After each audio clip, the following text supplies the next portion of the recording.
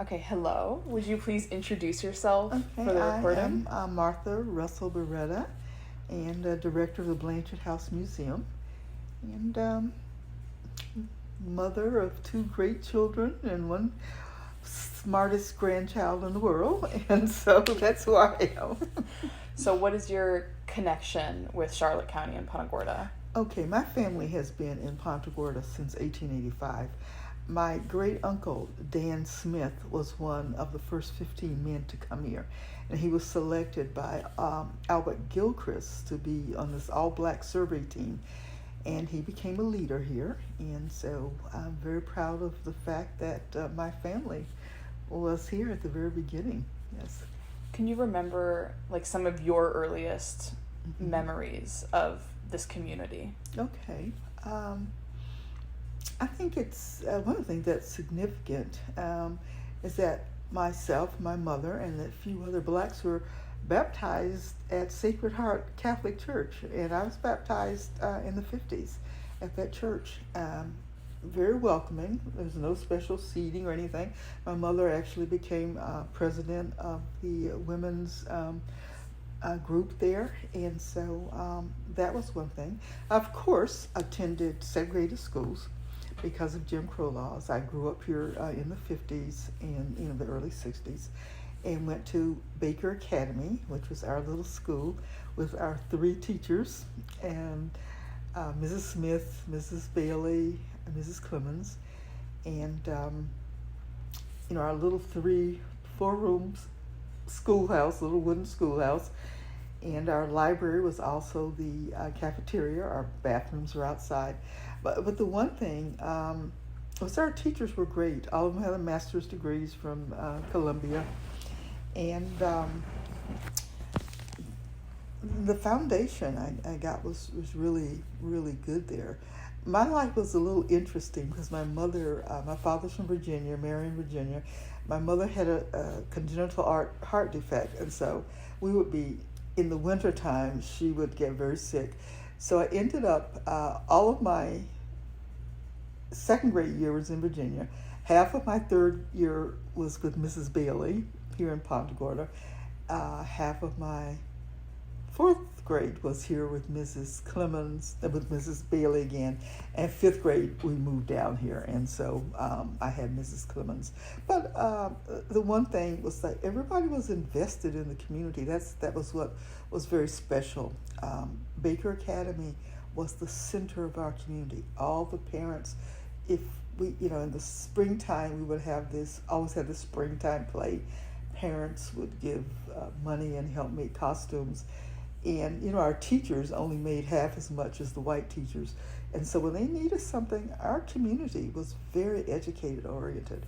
So that, there was the usual Jim Crow, of course. There were the white and colored signs, all of not only the law which you had to obey, but also there was that little psychological piece for people who had to really feel white, that they wanted you to stand in the back of the line and that kind of thing. But I have to say, I never ever felt unsafe in Punta Gorda. That I looked at other communities, and it's very interesting. I'm just talking to somebody, my son, on my street, Ida Avenue. I lived at one end, and the other end were the Wileys, and our parents were very tight on us, and so we didn't get to do some of the things the other kids got to do. And my best friend at the time was Sarah Ann. She's deceased now, the younger sister. And on Sunday afternoons, the other kids could go to Miss Minnie had a little place where they could play music and whatnot. We couldn't go. Ann and I would do walks on Sunday afternoons, and we would walk all the way down to the west end of town. No one ever said anything to us. And so probably because everybody knew I was Miss Martha's granddaughter, she was Mr. Wiley's daughter. But I never felt any sense of fear here at all in Punta Gorda. Yeah, I knew Jim Crow, knew segregation, knew places I couldn't go and whatnot, but never ever felt any fear here. And if you knew my grandmother, Martha Andrews, she was one of the big people who started the NAACP in the 30s. But Granny had this saying about a lot of things that doesn't mean us. And so I have never been to the back of a restaurant. I have never shopped in a store that black people couldn't try on clothes, because while we had to obey the laws, Granny says, you don't put yourself in a situation to dehumanize yourself. And my mother, Bernice, was very happy about the fact that she used to drink from the white fountains when she wanted to. So that doesn't mean us. So, so my growing up here, though, I have to say the community values of children, everything was for us to have a better life than they had had. Education was just key. That was just the main thing in our community. Giving back, okay. You went to school, you got your degree, but it wasn't just for you. You had to give back. And we had something called home training. That's when, you really learn to respect yourself, your family, and the elders.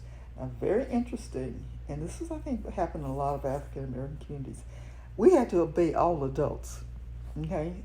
If an adult said to you something, you better listen, because the word got back, and you really didn't want word to get back to your family that you had, disobeyed. The main thing that you could get in trouble for was not speaking. So if you saw an adult, hello, Miss So-and-so, and if you happen not, especially a girl, if a girl happened not to speak, the whole thing would say, oh, she thinks she's cute, and people would talk about you like horrible. So the community helped to bring us up, and that was there were certain people in the community that we kind of like afraid of, but I think the values, and of course religion was very important. Now, we went to the Catholic Church, but before that my family church was really Bethel AME Church. That's one that Dan Smith started there, along with St. Mark and help with Macedonia. But religion was very important. On Sundays, folks in this community would be in church all day long. They go to church, and they may have their Sunday meal. They go back in the evenings, and so Sundays were really religious days in the community. And I can just remember going to some of the baseball games at the park, and I really have to say I had a very happy childhood growing up in Punta Gorda. It was very happy. We had our little recreation center that was not Nesbitt, DuPont, one of those streets, and eventually they built Cooper Street. We did have an NAACP that fought for that, but I really don't have unpleasant memories of growing up here at all. You say that you moved between Virginia and Florida before you settled in Punta Gorda. Do you remember any difference in the racial atmosphere? Yes. Okay. Sometimes I call myself Afro-Indigenous because of my roots and some European. The other times I call myself Afro-Lation because my father, their family lived in the mountains in Appalachia in Southwest Virginia. And I actually wrote an essay about this called The Holler. My earliest years, I don't know anything about race or color. There were 3 families that lived in the holler at the very end of the hill. The Russells lived on one side. On the other side, there was the Copelands, and then down the street was an older lady. I don't, I read about some of the stuff about having to go to the back door and all. My aunt and Miss Copeland, they sat on the porch and talked, and she used to use, she had a new washer. And I have to say that my earliest years in the holler, people were just human. Now, you go up, down here, you go up around the curve and go around, and my daddy became colored. And probably the Copelands were not considered white like some of the whites in town, okay, because we all lived in the holler.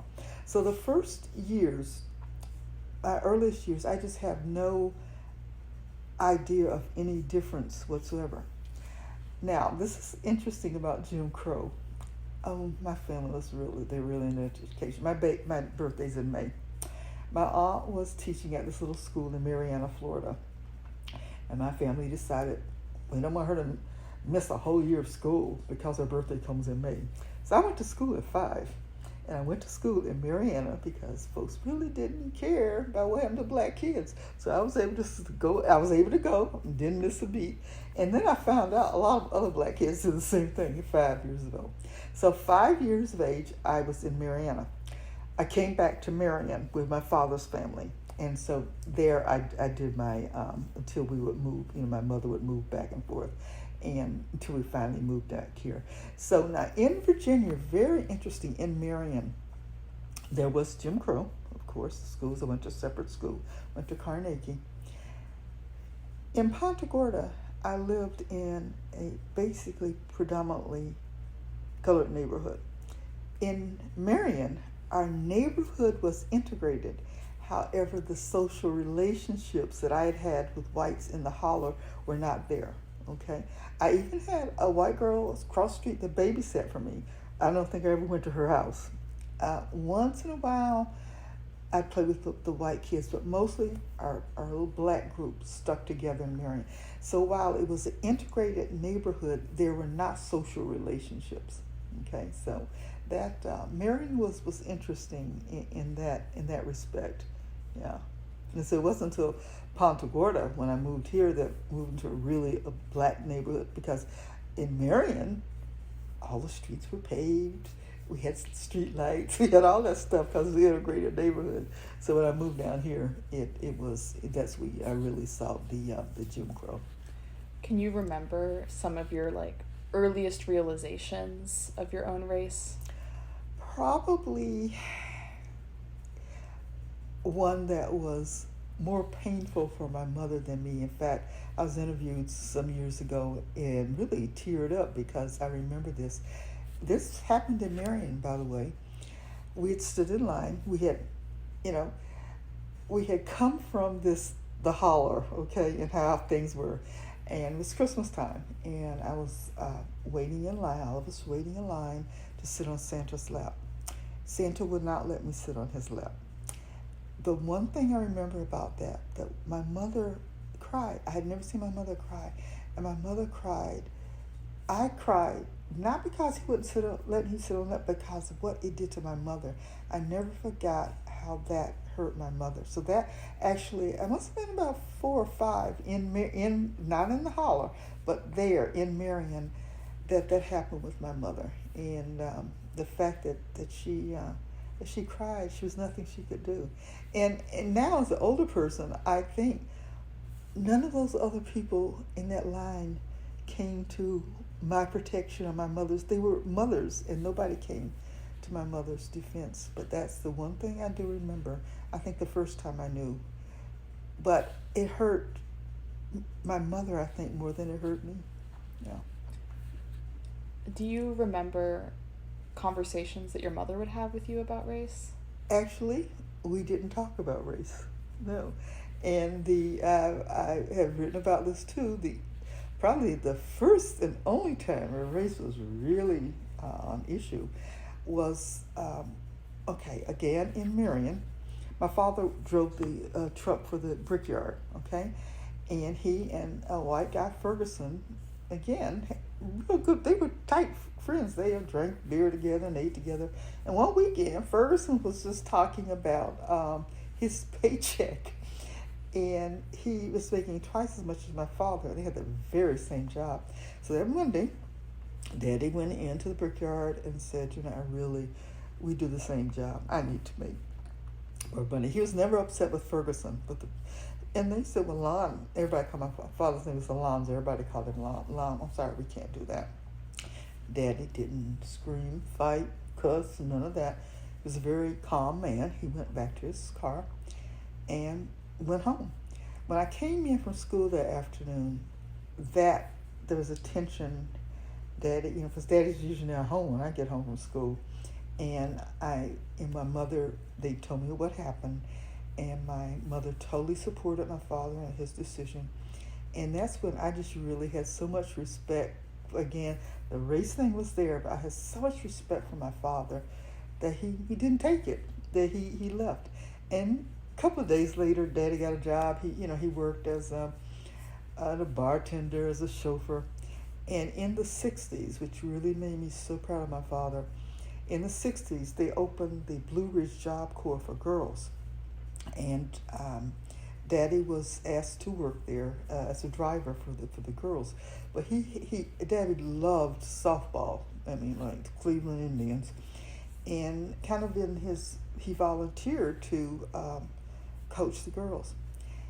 And a year after Daddy died, we were asked to come, and they dedicated the activity hall to my father, the Russell Activity Hall, Russell Hall they called it.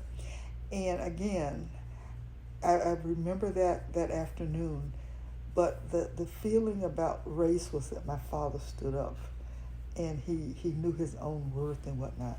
And I talked to someone there because I needed some pictures about Russell Hall, and the young lady, she was a woman now, who had answered, she was secretary now. She said, "Oh yeah, we know Mr. Lon. He was like a surrogate father to us." And I was very proud of my father. So actually it was that racial incident. My father probably would have been driving a truck for 20 years, but that racial incident where he knew his own worth, that just meant so much to me and helped to shape me. And so again, yes, race has come into my life at different points. The one where my mother cried, the other where my father stood up. And so yeah, I've dealt with race, yeah. I have to say, forget her term now, Zora Neale Hurston. I'll think of it in a minute. That term she used about not being, really a pitiful, black person. So I'll remember that. She has a very famous quote. Oh, I know. I am not tragically colored. I am not tragically colored. Okay. And so you've mentioned kind of like some NAACP presence in Punta Gorda. What was their activism like in the community? I still, because I cannot find any newspapers, somehow it's wiped out. My mother and two other people here, Miss Annie Haynes and Archie Bailey, established in the 30s the NAACP. Now there had to be some issue. I cannot find what the issue is. In the 60s, John Allen, you've probably heard his name, he was an activist, was president of the NAACP. My mother was very active in the NAACP. And basically, I think the very first issue was about a place we had that old building, a shack that some of the people had bought for recreation, and they just said, well, we pay taxes here, and we'd like something for our kids. And so the city built us a community center, Cooper Street. However, it was just a building. And I remember on weekends, my mother would have little teen dances and sell hot dogs and sodas to make money to buy chairs. And it was all volunteer. There was no grants, no nothing. People from the community, women, volunteered to be there for us. And all our community activities, like if at the church somebody died, if they wanted to have a repast, it's at the church. We celebrated it was at the community center. We celebrated all of our holidays at the community center. So, but that was the first thing. Now, a second thing that I can remember, in fact, I have the document. It was in the 60s. In fact, there was he was a black man who was appointed over housing and urban development. And right there where the Blanchard House is, that whole block, that was our business district, and people lived behind there. Well, the city of Punta Gorda, for some reason, and we didn't need it, because if you live in our community, you owned your house, or if you didn't own your house, you rented from somebody else, black, okay? The city of Punta Gorda decided that they wanted to put public housing right there. It was not needed. It was not wanted. The NAACP did protest all the way to the government that you were destroying our business district. And people gave up, they had to give up their homes because I guess, the city had that right. But that was probably the second basic issue here. Our NAACP was not involved in integrating the schools, okay? But those two issues, the community center, and especially it was actually kind of catastrophic when they put public housing in, because it was not needed, and it really damaged we lost a lot of our historic homes and everything. So our NAACP did go to fight for us with that. There's another issue. Well, I won't go to that because this was way before me, but probably my grandmother. She wasn't even here. We had all the colored guys had gone off volunteer for World War I, right? And so something happened. There was a letter written in 1917. We had a community that kind of would come together. At the end of the year, we were part of DeSoto County. They decided they were not going to pay our little teachers. And it was an absolutely wonderful letter that the community wrote and said, look what we've done for the war effort, and you won't pay our teachers. And my community, they got together and finished paying the teachers for the end of the year. So this, I have to say, I'm really proud. Even I wasn't around, none of that. But I can see how John Allen just was amazing. You can look him up as a community leader. He was the first black postman. He mail, scored high, but they took time and time and time to him finally to do things. I was our NAACP. I actually don't remember. There were no sit-ins here, okay? And I guess when things were really happening in the 60s, because I left in 62 and started going to school. I remember coming home, I guess it was summer 60, must have been 64 or something like that, 63. And my boyfriend at the time had been living in Washington, D.C. And, we knew things were supposed to be changing. And he said, let's go see if we can bowl. And we went to the bowling alley in Port Charlotte, and nothing. And so in town, every now and then, the first black would be hired at the bank, or the first black would be an auto salesman. But there was our NAACP, there are issues. We weren't involved in sit-ins and whatnot, but things like destroying our business district. Our city was our NAACP was very involved in that. Do you remember any sort of organized white nationalist movements in Punta Gorda? No. In fact, I call Gussie Baker my godmother, and I had to ask her, and I asked older whites, and we did have an KKK. It was out. They had an office on Taylor. I asked some black people just recently, what did our KKK do? They never marched through town, never burned a cross, and now folks just really don't want to say, who was a part, but not that I know of, and that's why I think I never felt any fear here.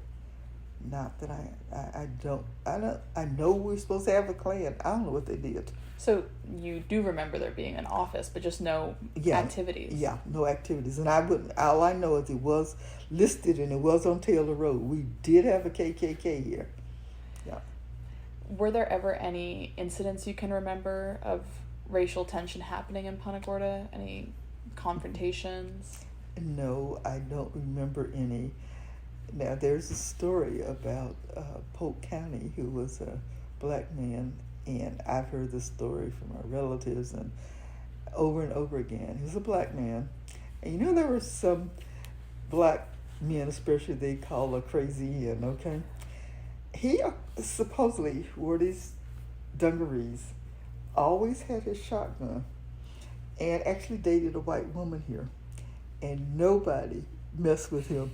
So I don't know if it was the fact that the black people here would defend themselves or what. But I never, the whole time I was here, I never remember a racial incident. Never. Mm. And so, do you remember, just kind of moving on, like Cooper Street was the hangout spot Mm-hmm. for, younger kids and adults and funerals Mm-hmm. and all of that. Were there like cool teen hangout spots? Okay, Miss Minnie Mitchell on Showalter.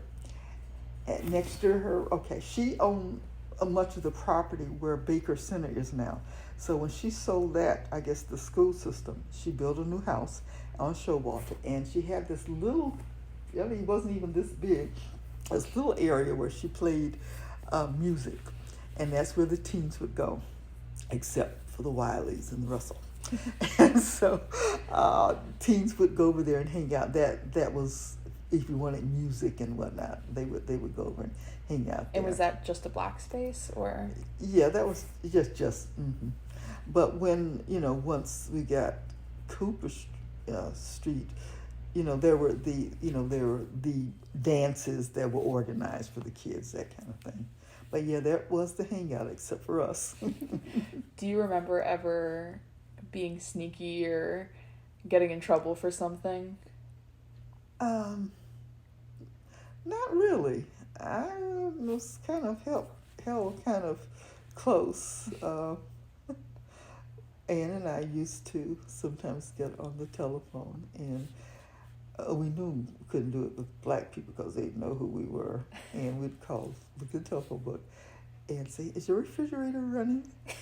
You know that joke. "Oh, why don't you go and stop it?" And so we did maybe a little harassment of white people like that. Just looking up random white people. Did you ever get caught for that? No. No, that was one of the things. In Virginia, you had to sit in the balcony at the theater, and probably like almost when the theater was over every night. And I don't think I did. I know some of the boys who do that.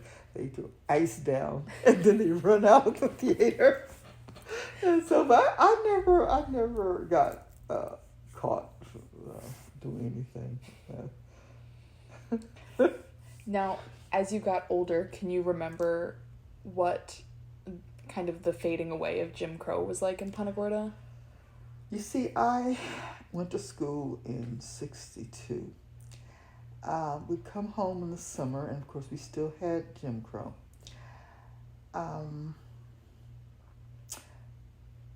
My mother was very strict about curfew, and that summer that I was dating Sankey, I stayed out later than I should have, and so she imposed this curfew. And so me, being who I am, Torian, said, "Well, this won't happen to me again." So the next summer, I had me a job at Tot Lot in Flint, so I stayed in Flint all summer. The next year, I graduated.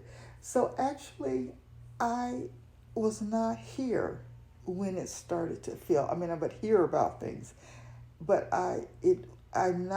have no really memory of it fading in Punta Gorda, because by then I was living in Michigan. I came back in '69. In '69, I even worked that summer at Baker Center. Three of us worked. Gertha Haddock, Ann Larkin, who was white, and myself. And in fact, the three of us taught Head Start together, no problems, and actually took a cruise to the Bahamas together, on the Italian ship. Gertha loved it so much, the next year, she went and lived in Italy for a year. And I don't know, we lost touch. But by that time, it was kind of over. But during the years of what may have been happening, now the NAACP may have been active in those years, and because they were active, okay, so I don't know what was going on. I really can't say from '62 to '69 what was going on, because I wasn't here. Now, when did you start, or were you always interested in the history of Charlotte County, or when did you get really invested in it? I had no interest in history of any sorts until probably somewhere I was working. I may have taken an African American history course, but my mother was the kind of the unofficial African American historian here. And Mother was that way because she was so proud of her heritage. And actually, the thing that she was always proud of it that motivated her after the desegregation of schools and the kids would pass, and she would, especially black boys, she would see them passing with no books and their heads down. And she called Gussie over, because Gussie was very active in integrating the schools. She said, look at those kids. And Mother made her decision. She said, I am going to let those kids need to know who they are and where they came from. They need to know what their ancestors did. And from then on, she said, I have to teach our contributions in Charlotte County. And her desire was to have an African American museum. Joseph and Minnie Blanchard were friends of my grandparents. And actually, Miss Blanchard, when I learned to type for $1, would have me write out all our Christmas cards, type out $1, sit on her porch for doing that. But anyway, I'll tell you about another incident related to typing, by the way. Mother, when the Blanchards, Mrs. Blanchard was a mail-order bride, as many of the fishermen around here seem to have had. But she already had 2 girls. She was from New Orleans. When both of her girls died, there were no heirs. Neither one of them had children. Mother bought the house, and she rented it out for a while, but her intention was to have a museum. And so that house was bought for the purpose of having an African American museum. Mother bought the house in 97, died in 99. My kids were gone. I was living in Tampa, had gotten a new condo, paying. And I said, and my only child, I said, what is wrong with you? Why are you paying for a condo in Tampa when you have a house you can live in Punta Gorda? Because I was a consultant for the Southeastern Equity Center. Our office was in Miami. And so I would fly from Tampa there, and I flew out of Tampa everywhere for my jobs. So I moved back to Punta Gorda. And when I moved back, I don't know if it was living in the house or whatever, I just said, and then I broke my hip, and so I ended up retiring from all that travel. It was really, really hard. And I decided, got people that knew Mother. We got a board for Bernice Russell Center, and decided, myself and my children, we gave the house to the Bernice Russell Center, and just started working on the history. And because of the Blanchard house, because of my mother and my mother's vision, that's how I got into history. I was never into history before. And so I had to learn local history. And of course, when we did exhibits, our exhibits were not just local. If we did something on education, it looked broadly. So I just had to start doing research and got into doing African American history, basically because of my mother's vision. Now back to the typing, there is an incident that I have to recall. When I was 13, I took typing, learned to type, and of course my mother, I was the only child, was just so proud. The same way I brag about my grandson and my children, my mother was like that. She happened, I think we were at church, she happened to mention, she was talking to the ladies, it was Guild of Our Lady that she became president of, and she was telling them how I could type. There was one of the women said, oh, can Martha come and type for me? And Mother, of course, said, oh, yes, okay. This woman lived in Port Charlotte, and I'm trying to remember the street, because every time I pass that street, I still remember her. Mother dropped me off at the house, and when I got to her house, she didn't take me to an office to type. She had a bucket of some water and stuff and wanted me to wash her windows. And so in later years, I have come to a term of performance identity and authentic identity. Our performance identity is what Black folks had to do to make white people feel good about themselves.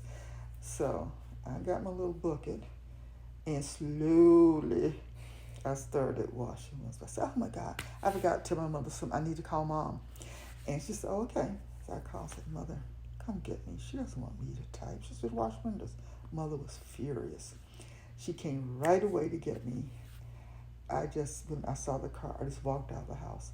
I never said one word to that woman. But I have to tell you, it amazed. Actually, mother was angry.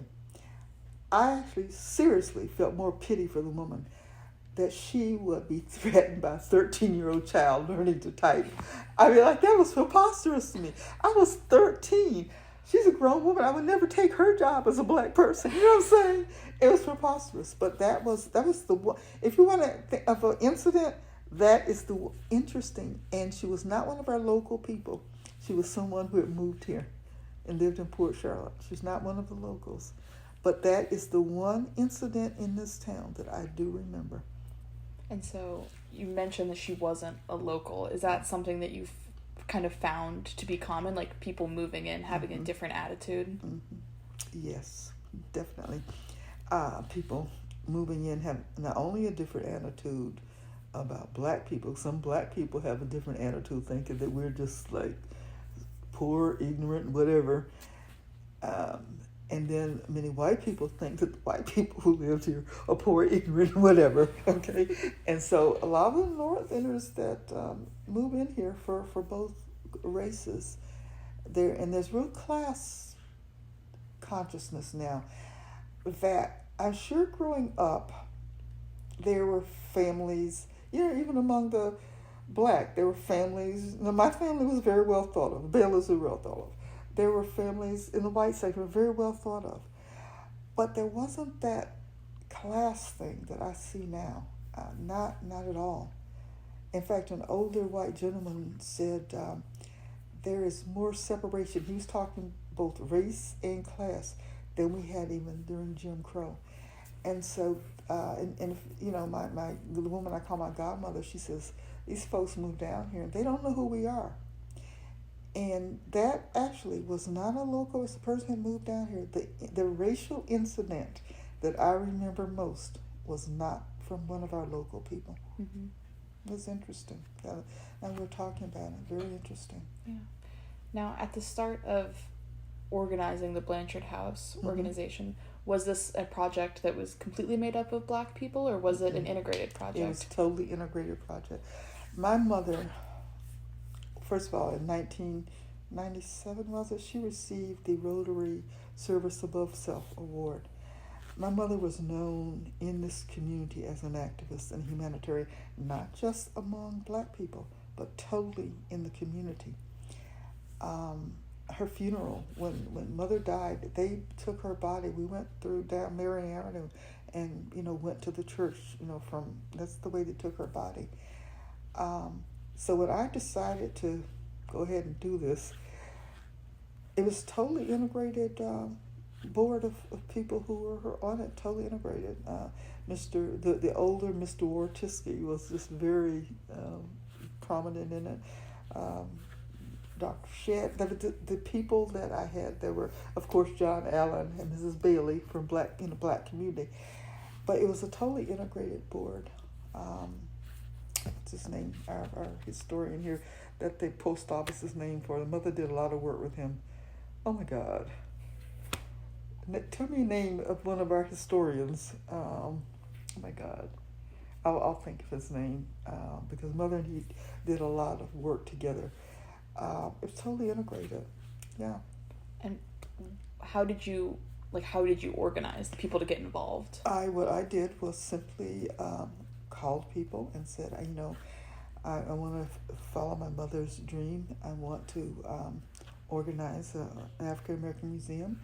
And folks just came in and worked with me. Actually, in the Blanchard House, there's a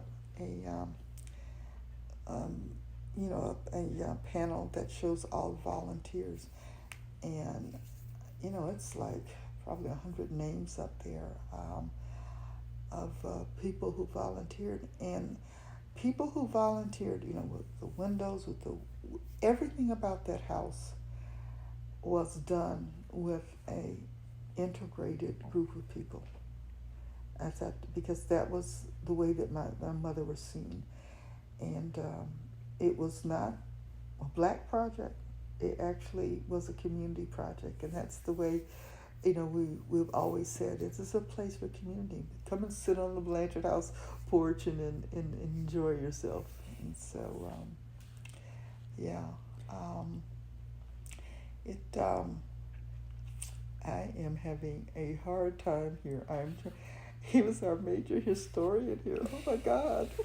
But he was involved with us.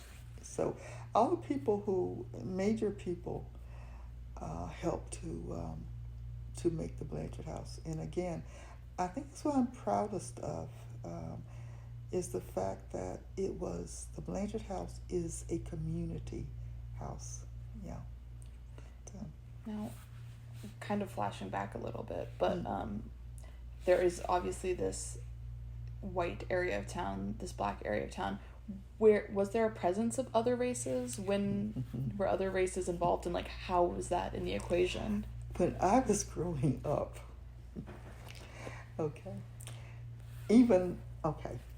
if you ask my cousins, my older cousins, where they lived in Punta Gorda, they'll say uptown. And so that whole area, from Nesbitt all the way down, was mixed, basically. Like on DuPont was mostly black families, but it was mixed. It was not, even like Mr. Seymour, he rented to whites. And so it wasn't actually until probably maybe I would say in the 60s, because the other thing that happened was that they did the zoning. And so like my families who had their family house on DuPont, when they made it all commercial, they couldn't build there again. So again, and I think really in the 60s is when this total black community came. Now, the only two people that I remember who were not black or white were two Mexicans, I believe. Sammy and whatever. They roomed with a black woman in the black community. There just weren't any other races here. Growing up in my early days, I used to see Seminoles in their full dress, and I don't know where they lived. I think somewhere near Arcadia. But there was no mixture. It was not a multiracial at all. When I came back, when they started developing Port Charlotte and whatnot, that's when things started to change. And, we have a large Cuban community. When I came back here, our East Indian doctors, that's who were our doctors here. Everybody, if you had a doctor, was East Indian. And then you got this whole from probably New York area. They did, and I wasn't living here then, in Port Charlotte, those names of those streets, the New York names, the realtors would always take black people there. And so a lot of black people early on lived in the New York, what they call the New York section. Then a large Haitian community. So right now, the black people of African descent who live here, you've got Haitians, not here, you've got Haitians, you've got Jamaicans. They all live in Port Charlotte. In Punta Gorda, we probably have less than 3%. And that, I proudly say, is because all those settlers educated their children. And so the only people that actually live in our neighborhood now are the old group, we call them the legacy residents, very few. And like now, a lot of people are moving in, and it's no longer predominantly black neighborhood anymore. Mm-hmm. But the mixture, I have to say, I really noticed the mixture when I moved back here. I had never seen, we were not, it was not that. I did some yoga with the East Indian woman, and none of that was here when I was growing up. There were just two groups, and these two Mexicans that were here. All right, well, I think that's the end of my questions. If there's anything else that you think you should say. No, I certainly appreciate your doing this, and it brings back good memories, and then there, realize that race has been a part of my life, but like I said, I am not tragically colored. that poor woman over there in poor Charlotte, I had more pity for her than for me. You know, she's afraid of a 13-year-old girl. So. All right, well, I'm going to go ahead and end the recording.